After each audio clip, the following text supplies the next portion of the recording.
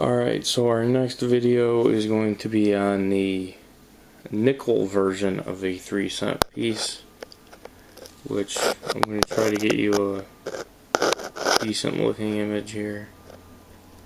The obverse and the reverse.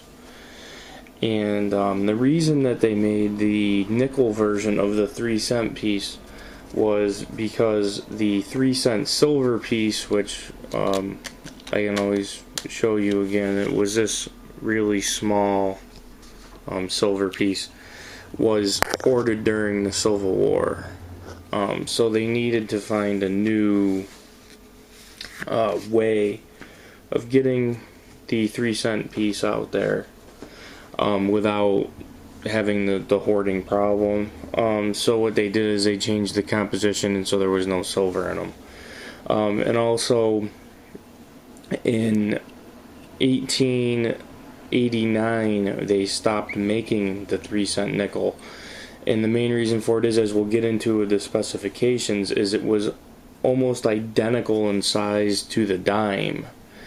And what happened is they just started going into an industrial the Industrial Revolution was really kicking in, and they were coming up with things like vending machines and things that would take coins, and a 3-cent piece was accepted as if it was a dime, and a dime as if it was a 3-cent piece.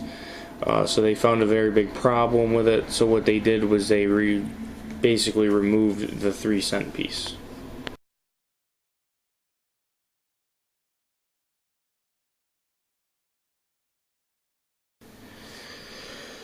Alright, now we're going to get to the design of the coin.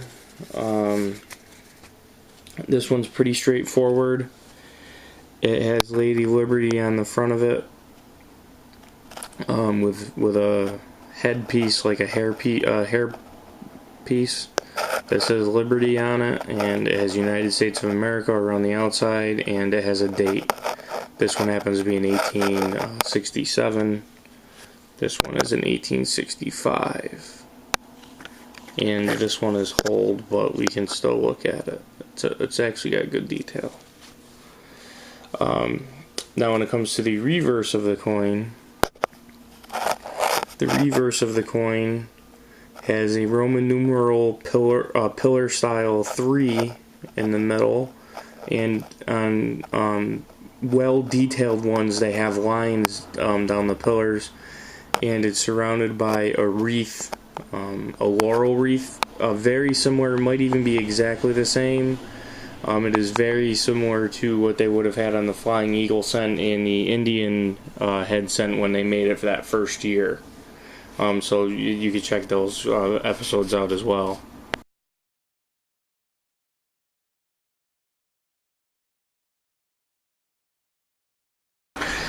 Okay, the designer was James B. Longacre, and we're not going to really give you a ton of detail here because we did for the Flying Eagle one, but he was appointed the director of the chief engraver of the U.S. Mint after Kirsten Gobrecht had passed away, and he was succeeded by William Barber when he passed away in 1869. And he was notable for designing a lot of the smaller coinage, the cents, 2-cent, 3-cent, shield nickels, things like that. If you want a full detail, you can go back to the Flying Eagle video, and it will show you all you need to know about Longacre.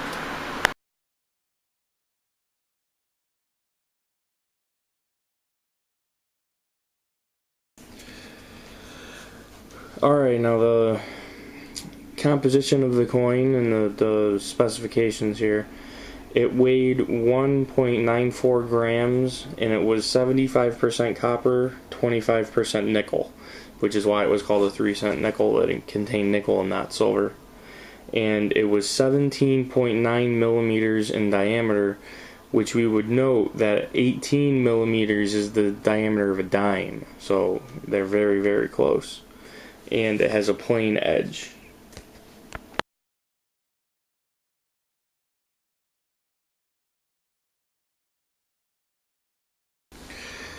Alright, when it comes to mint marks on these, there are no mint marks. Again, in this time frame, as you would see from watching previous episodes, only silver coins in the 1800s were made outside of the Philadelphia Mint.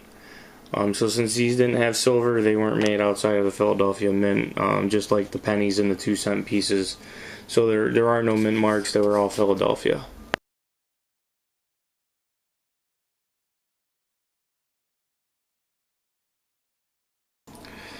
Alright, now mintages. Very common. This one right here, the 1865, is the most common of them all. They made a little over 11 million of them that year. So those are going to be the most common. But even the 1866, 67, 68, 69, and the 70s are very pretty common as well. They made between 1 and 4 million each of those years, so you can pick them up pretty easily. And in these kind of grades, they sell for, you know, around anywhere between, if you get a good deal, you can get over $10 up to, you know, maybe $20, $25 in low grades.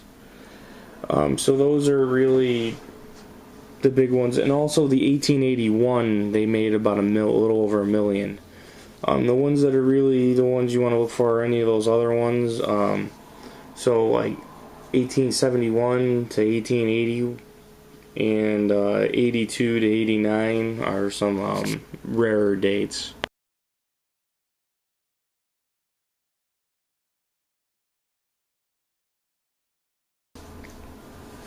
Alright, so now we're going to talk about key dates. Obviously, any of the proof coins are going to be key dates in this series.